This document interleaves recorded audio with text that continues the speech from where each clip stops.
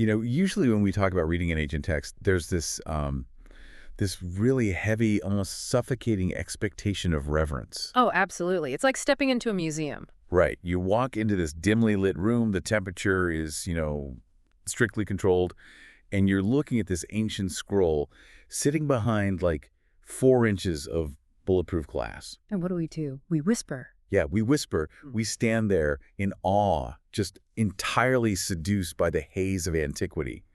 We desperately want those words to be, magic spells handed down from the sky. Which is, it's an incredibly comforting approach, honestly. Comforting, how so? Well, treating an ancient text as a magical artifact means we never actually have to understand the mechanics of what we're looking at. We can just venerate it. Oh, right. We don't have to do the work. Exactly. We can chant it, we can, burn incense around it, and most importantly, we can avoid the terrifying responsibility of actually implementing its instructions.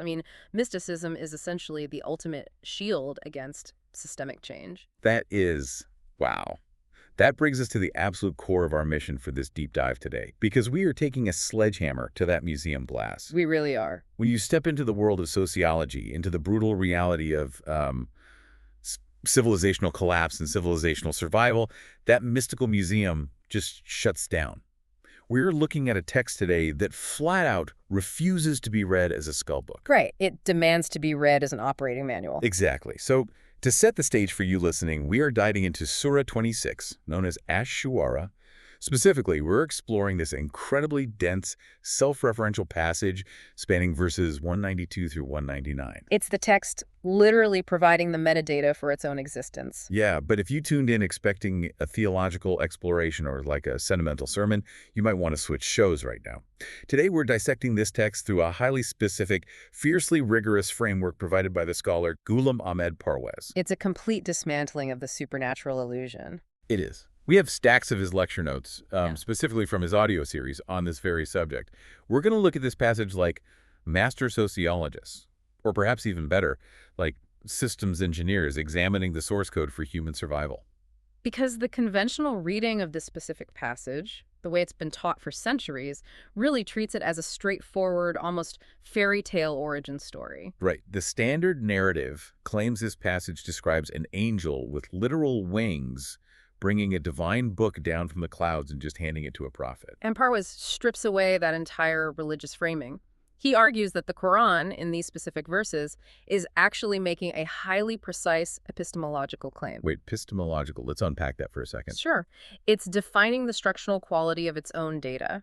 It's presenting itself as verified social knowledge, and it insists that its validity is entirely independent of the supernatural status of whoever is carrying it. Okay, that sounds like a very dense academic concept, but it's actually deeply practical, right? It's essentially the text saying, here's the proof of my data integrity. Exactly. And it starts right at the beginning of the passage with a phrase that gets, frankly, mistranslated constantly.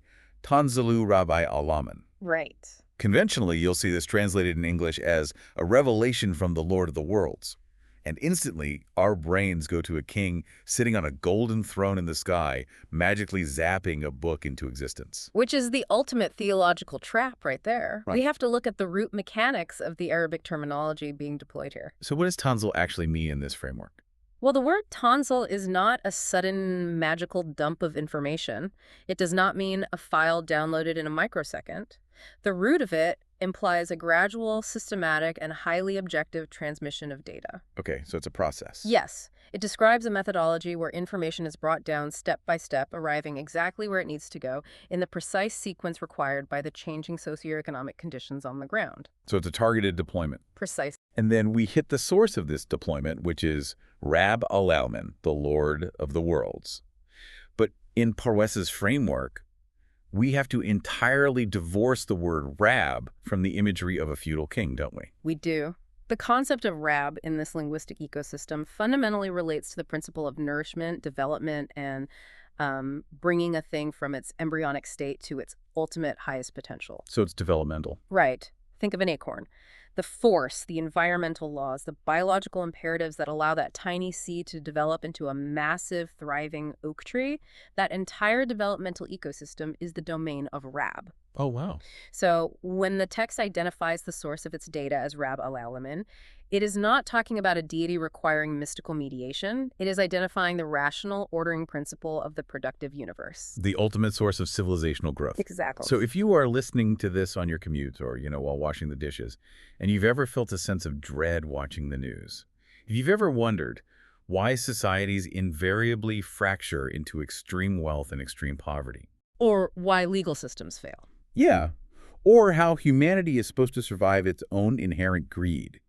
This deep dive is going to show you how an ancient text claimed to offer a pure, rational operating system for our collective survival. It is claiming to be the ultimate civilizational software update, sourced directly from the ordering principle of the universe. That is massive. Yeah. But to truly grasp how this operating system functions, we have to start by defining what is not. Right. There is a rigid, unforgiving line drawn in this framework between objective data and subjective illusion. Okay, so we have to examine the fundamental difference between standard human knowledge and the specific transmission the text calls wahi, or revelation. Because standard human knowledge is what we do every day, right? It's the scientific method. It's education. Yeah, I observe my environment, I gather data points, I run it through my brain, and I synthesize a conclusion. And that mechanism of human intellect relies entirely on gathering external stimuli and processing it internally. I mean, the very word education comes from a Latin root, meaning to draw out what is already inside. Yeah.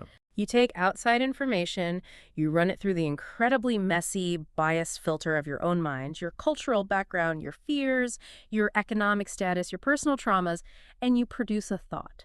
So standard human knowledge, no matter how rigorous, is inherently subjective. It always carries the fingerprint of the human who synthesized it. Always. Okay, I have to push back here, or at least play devil's advocate for a second. Because when we talk about wahi, or revelation, people often equate it to intuition. They do. Yeah. What about the philosopher who sits under a tree and suddenly experiences a profound realization about human rights? What about the poet who writes a masterpiece in a manic flow state and claims the words just came to me from somewhere else? The muse. Right, exactly. Isn't wahi just a formalized version of that mystical enlightenment? That is the exact confusion the text goes out of its way to preempt and dismantle. Parwez sharply differentiates the objective transmission of wahi from mysticism, what is historically categorized as Sufism, Kash, or Ilham in Eastern traditions. So they are fundamentally different mechanisms. Entirely different. The source material heavily critiques the mystical ideal. Picture the classic mystic, right? Someone who isolates themselves in a cloister, starves themselves, meditates in a cave, and achieves a state of spiritual ecstasy. They feel entirely at one with the universe. They achieve a feeling. But mystical states are, by definition, highly subjective emotional experiences. You cannot scientifically prove a mystical high. Yeah, if you achieve a profound sense of universal oneness, you can't transfer that feeling to me. I cannot verify it. Exactly. But more importantly, from a sociological standpoint, you cannot use a subjective feeling to build a robust socio-economic system. Right. You cannot base a tax code or a criminal justice system or infrastructure planning on the fact that a guy in a cave felt a profound sense of inner peace on a Tuesday. You just can't. And that distinction changes the entire stakes of the conversation. The Singer's job in this framework is not to achieve a personal spiritual high and then write a beautiful esoteric poem about it. It is an active, revolutionary, and deeply dangerous program. The goal is to save a drowning humanity from the flawed, exploitative systems it has built for itself. So a subjective emotional high cannot function as a clear warning signal. No. And the text frequently uses the term muntarik, a warner. Imagine a society heading off a cliff. Imagine a civilization collapsing under the weight of vast wealth inequality, where the elites are hoarding resources and the marginalized are starving. Which sounds, unfortunately, very familiar. Right. That society does not need a mystic, whispering, abstract poetry about the interconnectedness of all things. They need a blaring, objective, undeniable siren. They need structural intervention. And wahi is that siren. Wahi is that siren. It is data that comes fully formed from the outside, entirely uncontaminated by human biases, offering a functional blueprint for socio-economic justice. But wait, if human intellect is required to actually decode and implement this blueprint, hasn't subjective human bias already infiltrated the quote-unquote perfect objective system the moment a human being starts reading it? That's the core issue, yes. Like, if I am the prophet receiving this data, doesn't my human brain immediately taint the transmission? That is the ultimate engineering problem of revelation. If you are sending a diffusal code to stop a bomb, and the code gets garbled by the receiver's own internal monologue or biases, the bomb goes off. The system fails. Right. The system requires a mechanism to ensure the data is not corrupted in transit. And this leads into the systemic breakdown of verse 193, where the text states the data is brought down by Aruth al-Amin. Okay, conventionally translated as the faithful spirit. And once again, the museum goers picture a Renaissance painting of an angel with golden wings swooping down from the clouds. And Parwez argues we must aggressively discard that imagery. In his systemic reading, Ruth is not a biological or supernatural entity. It is the animating principle of honest transmission. The animating principle. You can visualize it as a pure channel of divine energy or, an entirely uncorrupted data conduit. I was looking at the notes on this, and the closest modern analogy is end-to-end encryption in computer science. Oh, the parallel is strikingly accurate. Right. Think about how encryption works. When you send a secure message on your phone, a protocol scrambles the data so that anyone trying to intercept it just sees gibberish. Exactly. The protocol is the mathematical guarantee that the packet of data sent from the server is exactly the packet of data received by the terminal. There's zero packet loss. There's no middleman tampering. No hacker can intercept the transmission and change the zeros to ones to alter the message. So the Ruh al-Amin operates as that flawless encryption protocol for the civilizational survival code. Yes, and we can prove this functional reading by doing a linguistic deep dive into the specific word amin. It means trustworthy, faithful, or secure. It describes an entity or a process that will not betray the thing entrusted to it. So it's a structural guarantee. It's not just a nice adjective, it's a structural credential. Consider the narrative of Moses in the text. When Moses stands before Pharaoh, the ultimate superpower of his time, his core credential isn't that he can perform magic tricks. He explicitly announces himself as an amin, a trustworthy messenger. Meaning he has absolutely zero personal interest in the data he's delivering. He isn't trying to sneak his own political agenda or personal ambition into the code. He is just the conduit. The faithful spirit is the principle of rational capacity operating in its most uncompromised form. It guarantees data integrity from the source to the receiver. But returning to your earlier pushback about the human brain tainting the data. Right, the hardware issue. An engineer knows that a perfect transmission protocol is entirely useless if the receiving hardware is faulty. Yeah, if you send a beautifully encrypted 4K video file to an old 1950s black and white television set, the encryption doesn't matter. The data cannot be displayed. The terminal fails. Verse 194 addresses this hardware requirement directly. It states that this transmission lands upon the qalb of the receiver. The qalb? The qalb translates to the heart or the mind, the core processing center of the human being. The receiving terminal. Exactly. This terminal must be perfectly calibrated to receive the specific frequency of objective knowledge. The prophet's mind, in the moment of receiving wahi, is not acting as a synthesizer. It is acting as a flawless recording device. Oh, so it's completely passive. Yes. If the receiver's own subjective thoughts, their own cultural prejudices, or their own economic anxieties interfere with the signal, the integrity of the data is lost forever. The qalb in this state is entirely passive to the incoming data, recording it perfectly without adding a single byte of its own internal code. Which brings up a really fascinating reevaluation of another deeply misunderstood concept in the source material. We always hear the receiver of this final transmission, the Prophet Muhammad, described as ummi. Conventionally, people translate that as illiterate. And the standard museum tour narrative is, look, it's a miracle. An illiterate man produced this incredibly complex, beautiful text. How magical. It's used as a point of theological pride, like a party trick to prove divine origin. And Parwez points out that focusing on illiteracy entirely misses the systemic point. If you study how the term ummi was actually used by the people of the book during that historical period, it did not strictly mean someone who lacked the ability to read or write. So what did it mean? It meant a Gentile, someone who was unconditioned by previous scriptures. This is a massive paradigm shift. So it has absolutely nothing to do with literacy. It's about not having a hard drive filled with legacy malware. That's a perfect way to put it. An ummi receiver was someone whose mind had not been pre-programmed with the corrupted, altered, human-tampered versions of previous theological codes. They possessed a clean hard drive. No existing biases. Right. No prior theological biases, no entrenched religious dogmas to contaminate the new transmission.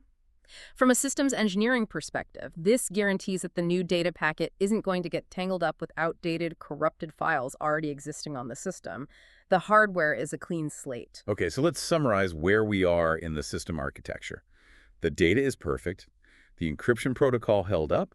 The receiving terminal was a clean hard drive that didn't corrupt the files. Check, check, check. But to actually deploy this operating system into a society of flawed, chaotic human beings, it needs a user interface. You cannot hand a society raw machine code and expect them to build a justice system. No, it needs language. Right.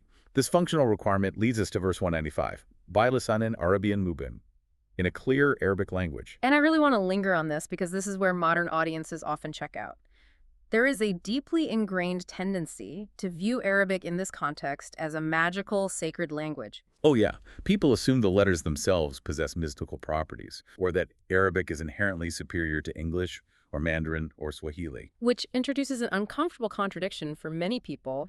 If this is a universal message meant to save all of humanity, why localize it in one specific regional language? Exactly. Why not a universal language? Parwez is adamant that the language is not sacred, simply by virtue of being Arabic. It was chosen to fulfill a strictly functional requirement. The operative word in the verse is mubin. Meaning clear, elucidating, manifest. It means leaving absolutely no room for ambiguity. The claim being made by the text is about communicative precision, not ethnic exclusivity. So it's not playing favorites. Not at all. The text is not saying the Arabs are God's favorite people, so we use their language. It is making a structural claim. This specific language, at this specific geographical location, at this specific point in time, possesses the robust structural mechanics required to hold this massive, complex payload of civilizational data without breaking. The source material brings up the philosopher Muhammad Iqbal to explain this. And his analogy is just mind-blowing. He delves into the philosophy of semantics. Iqbal asks a profound question about the fundamental relationship between thought and language. How do those two things interact? He compares it to the relationship between the soul and the body. Okay, walk us through that. Well, just as human consciousness, or a soul, cannot act, move, or exert force in the physical world without a physical body to house it, a meaning cannot exist or be communicated without a word to contain it. The analogy from the sources that really solidified this for me is the glowing coal, meaning the raw concept, the abstract idea of justice or equity is the heat, but the word is the physical glowing coal. That's a brilliant way to visualize it. I cannot hand you heat. If I want to transfer heat to you, I have to hand you the coal. Exactly. If you conceive of a groundbreaking new paradigm, let's say a new framework for universal human rights that completely upends the current feudal system, but you literally do not have the vocabulary for it, the concept cannot be deployed into society. It just remains trapped in your mind. The words have to be coined, or the existing vocabulary has to be structurally expanded to hold the new weight. The claim of the Quran is that the Arabic of that era was uniquely primed, linguistically and structurally, to act as the perfect, most robust physical coal to carry the immense heat of this universal operating system. But wait, language is a living organism, right? Right. It evolved, it mutates, it decays. I mean, the English we speak today is fundamentally different from the English of Shakespeare and entirely unrecognizable from the English of Chaucer. Oh, for sure. Language shifts constantly. Words change their definitions based on cultural shifts. Like the word awful used to mean inspiring awe, like a beautiful sunset. Now it means terrible. If this civilizational survival code was transmitted over 1,400 years ago, how do we know the words haven't completely mutated? That's the crucial question. How do we know we aren't misinterpreting the code entirely because the dictionary changed? That is the genius of the specific historical and cultural timing of the deployment. How do you freeze a living language in time? You lock it into a cultural medium that relies on unchangeable structure. And for the Arabs of that specific era, that medium was the vast, fiercely preserved corpus of pre-Islamic poetry. Exactly. The time capsule. Explain how this actually works mechanically, because it's brilliant. The Arabs of that era were intensely obsessed with poetry. It was their media, their history, their entertainment, and their cultural currency. They memorized thousands upon thousands of intricate verses. But Arabic poetry operates on very strict mathematical meters, known as bahar, and incredibly rigid rhyme schemes. So it's like a structural grid. It is a grid. Because the poetry relies on exact syllable counts and specific rhythmic patterns, you cannot swap out a word without breaking the entire structure of the poem. If you try to replace a 3-syllable word with a 2-syllable word, the poem physically stops working. Anyone listening will immediately recognize the error. Therefore, the precise definitions and nuances of the vocabulary used during that era were essentially locked in or frozen in time by the surrounding poetic tradition. It acts as an ancient blockchain. It's exactly like a blockchain. So if a political leader 500 years later wants to twist a specific word in the Quran to justify oppressing people, claiming the word actually means subservience instead of equality, the scholars can just check the blockchain. They verify the ledger. They can pull up a poem from the year 600 AD about a guy describing his camel saddle, see how the word was used in that specific meter, and prove the political leader is lying. Parwez points out that when we want to know what a Quranic word meant at the moment of transmission, we do not look at modern conversational Arabic, which has heavily mutated over centuries of foreign influence and slang. We look at the lexicons and dictionaries compiled strictly on the basis of that ancient, mathematically preserved poetry. The original meaning is perfectly preserved in amber. Exactly. Which immediately brings up the massive, terrifying danger of translation. Yeah. If the code is this perfectly calibrated to this specific linguistic architecture, translating it into English or Urdu or Persian is, well, it's basically asking for system errors. It is, structurally speaking, an impossibility to achieve a one-to-one transfer of this data without losing critical information. There's a story in the sources about this. Right? Yes. The source material shares a brilliant historical anecdote to illustrate the impossibility of translation. There is an Egyptian ambassador, Azam, who met with the highly regarded Western Orientalist and scholar of Arabic, H.A.R. Gibb. Okay. Gibb issued a challenge. He challenged anyone to accurately translate just 6 specific words of the Quran into English without losing the structural integrity of the message. The verse mentioned in the sources is from Surah 26, verse 15, right? The phrase essentially translates to, "Indeed, we are with you waiting." Right. But Gibb points out that in the original Arabic, in Nimakum min al-muntazirin, within just those 6 words, the concept of we, the plural pronoun of collective power, is structurally embedded 5 different times. Wait, 5 times? In 6 words? 5 times in 6 words. The grammar of the Arabic language allows the pronoun to be fused into the architecture of the surrounding words. It creates an overwhelming, heavy sense of collective presence. It's a structural rhythm that English simply cannot replicate. So if you try to translate it literally, saying, "we, indeed we, with you we, from the ones waiting we," it just sounds incredibly clunky, redundant, and foolish. A literal translation loses the weight, the majesty, and the architecture of the code. It's like trying to compress a high-fidelity symphony into a tiny MP3 file. You lose the bass, you lose the nuance. Exactly. But more dangerously, translations carry the subjective, unexamined biases of the translator. The source notes that when the text was translated into other languages during the expansion of the empire, the translators naturally reached for words that had subtle cultural baggage from their own traditions. The source material refers to this as the infiltration of ajami, or foreign influences. When you translate a precise Arabic term for objective law into a Persian or Urdu word that culturally implies mystical decree, you have fundamentally altered the operating system. And once you introduce those foreign biases into the source code, you start getting system errors. Connect this to how we consume media today. Think about how quickly a narrative gets distorted when a news clip is translated from another language. Oh, instantly. Or how an algorithm plays a game of telephone with a quote until it means the exact opposite of what the speaker intended. In human civilizational terms, those system errors manifest as sex, violent divisions, and theological misunderstandings. Because the core data has been warped. You start treating a highly functional social manual like a book of magic spells because the structural precision of the original terminology has been lost in translation. We really have to pause here and look at the sheer scale of the argument the text is making about its own validity. I mean, we have an intact encrypted code, we have it perfectly housed in a precise, verifiable linguistic interface, we have a time capsule protecting the dictionary. Right. But the ultimate question remains. In a world full of people standing on soapboxes claiming they have the ultimate truth, How does this specific text prove its validity? Because it doesn't just demand blind faith. It doesn't say, believe this or else. No, and this is where the text pulls off a brilliant epistemological maneuver. Let's examine verses 196 to 199. The text boldly states, وَنَهُ لَفْ الزُّبُورِ الْأَوَّلِينَ, and indeed, it is in the scriptures of the former ones. That is wild to me. It is explicitly claiming that its core message is not new. Usually, a new religious movement or a new political ideology wants to say, everything that came before us was ignorant and wrong. We are the shiny new invention. We have the exclusive truth.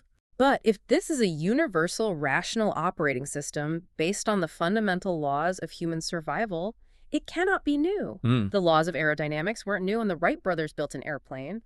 Gravity wasn't new when Newton described it mathematically. The rational social code for human thriving has always been the exact same. Always. The text is stating that historical figures like Moses, Abraham, and Noah did not bring different competing religions.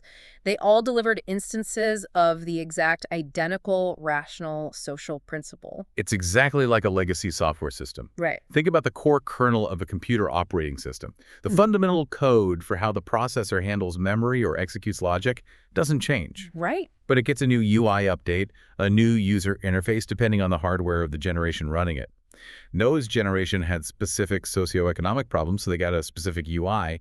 Moses' generation was dealing with an imperial superpower, so they needed a different UI. But the underlying code is identical. The demand for economic fairness, the abolition of human subjugation, the establishment of objective justice, it's the same code. And because the underlying code is identical across all these historical iterations, it opens up a massive mechanism for validation. Verse 197 asks a rhetorical question. أَوَلَمْ يَكُنْ لَهُمْ يَتَانًا يَعْلَمُهُ عُلَمَاءُ بَنِي إِسْرَائِيلَ. Is it not a sign for them that the scholars of the children of Israel know it? This is the ultimate scientific peer review argument. It really is. It is an invitation to rigorous cross-examination. The text is saying, you don't have to take my word for it just because I sound authoritative.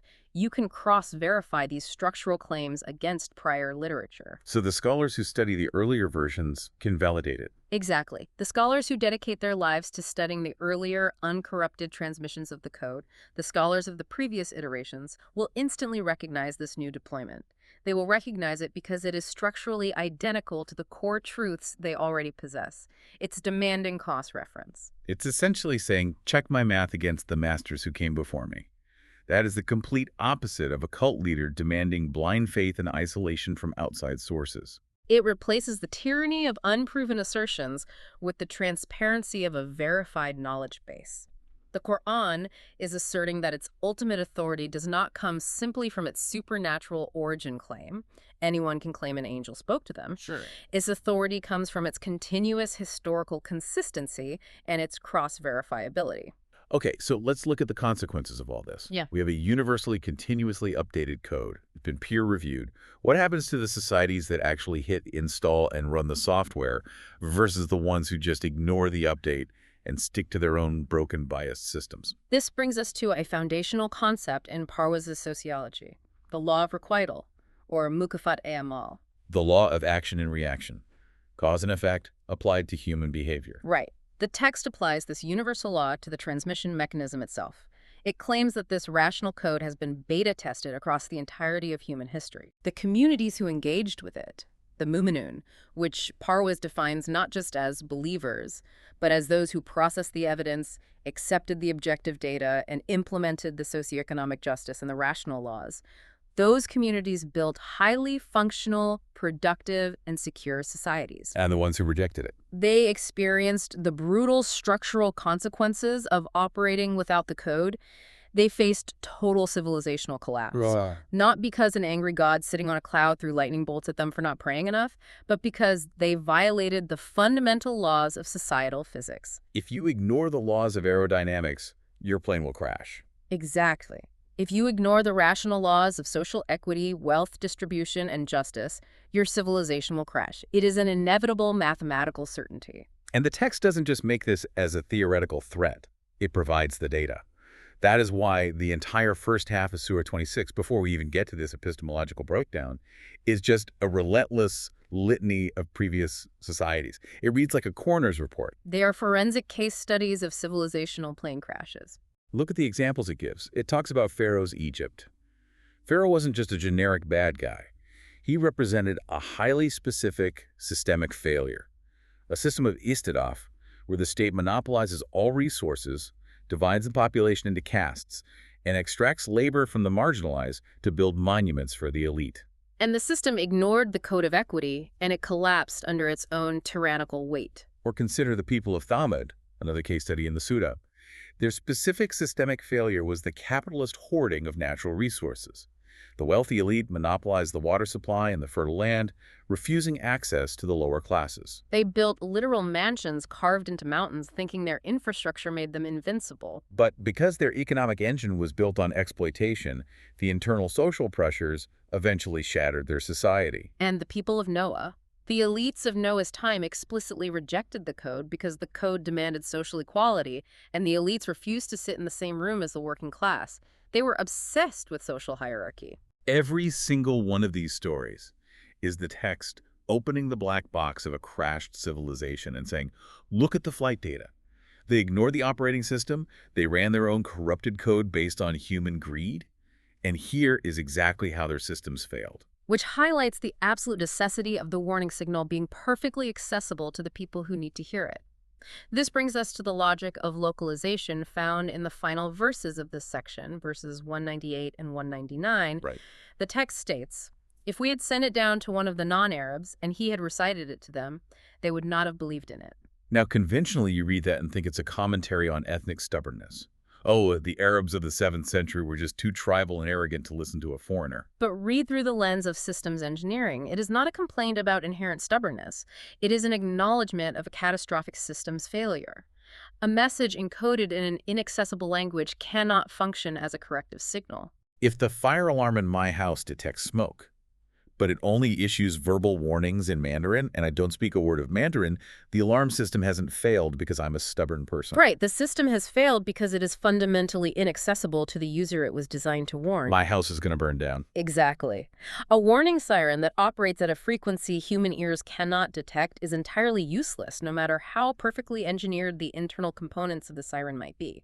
It has to interface with the users. The rational code must be transmittable. It must be clear, it must be in the language of its immediate recipients, and it must be verifiable. If the initial community cannot receive, process, and intuitively understand the code, the entire deployment fails at launch. The software never gets installed on the first computer. The code's intrinsic validity, its perfect encryption, its universal truth, none of that matters if it cannot interface with the local hardware. So the transmission had to be in clear Arabic, directed at a clean slate receiver to ensure the very first installation of the software was successful. So it was a proof of concept. The goal was to create a functional prototype society, a proof of concept that the rest of the world could then look at and emulate. Let's zoom out and pull this massive framework together. We have just unpacked a dense, incredibly sophisticated meta-argument.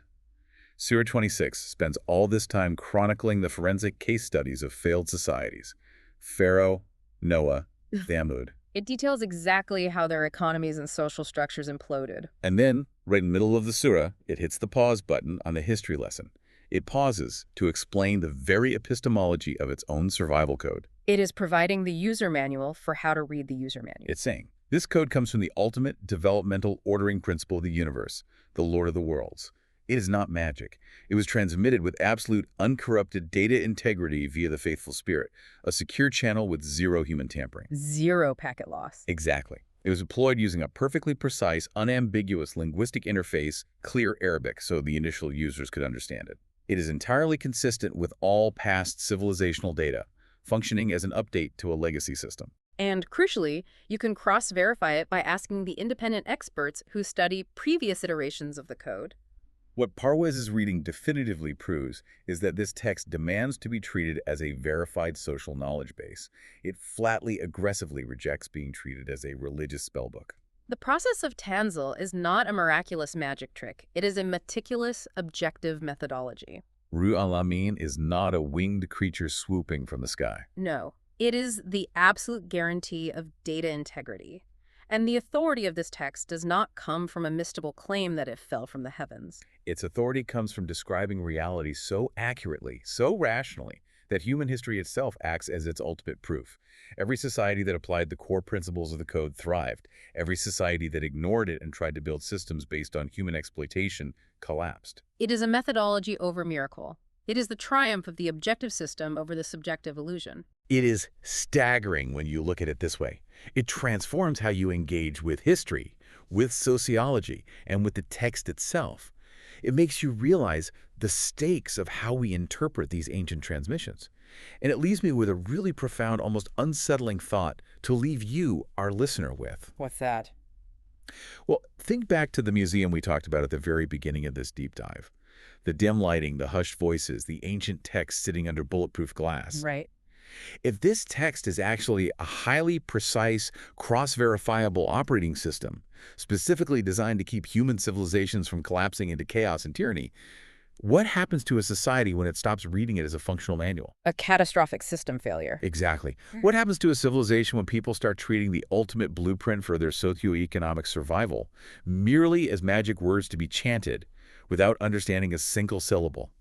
Are we watching our own systems fail right now because we've been staring at the exact blueprint for our survival, but stubbornly insisting on reading it in the dark?